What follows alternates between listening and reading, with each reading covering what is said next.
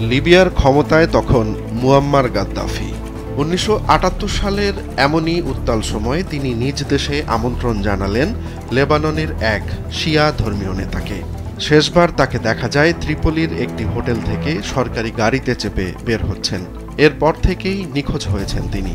তাকে আর একবারের জন্য জনসম্মুখে খুঁজে পাওয়া যায়নি। গাদ্দাফির সরকার ওই সময় অবশ্য দাবি করে আলোচিত ওই শিয়া নেতা রোমে চলে গেছেন, কিন্তু বিভিন্ন সময়ে তদন্তে সেই দাবির পক্ষে কোনো প্রমাণ মেলেনি।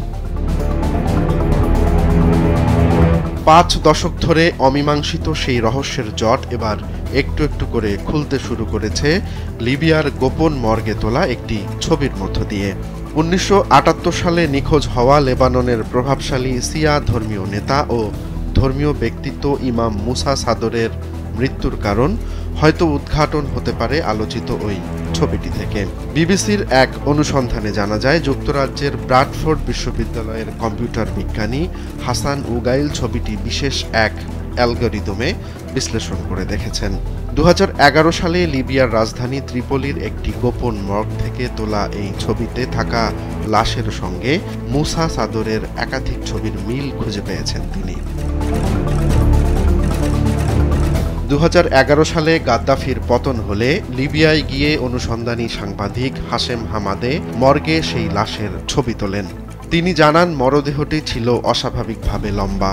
নিখোঁজ সাদরের উচ্চতা ছিল প্রায় ৬ ফুট ৫ ইঞ্চি।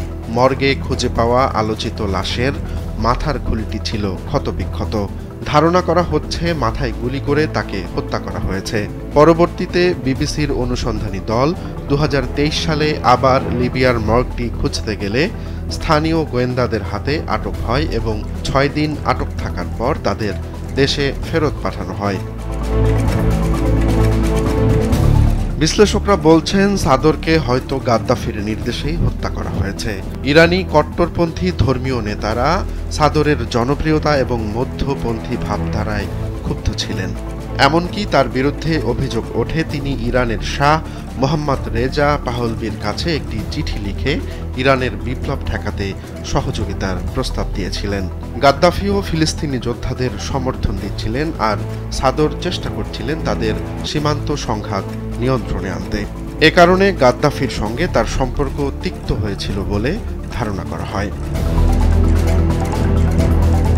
তবে বিশেষজ্ঞদের মতে ছবির মিল, উচ্চতার সাদৃশ্য এবং মরদেহের অবস্থায় ইঙ্গিত দেয় ইমাম মুসা সাদর ১৯৭৮ সালেই নিহত হয়েছেন।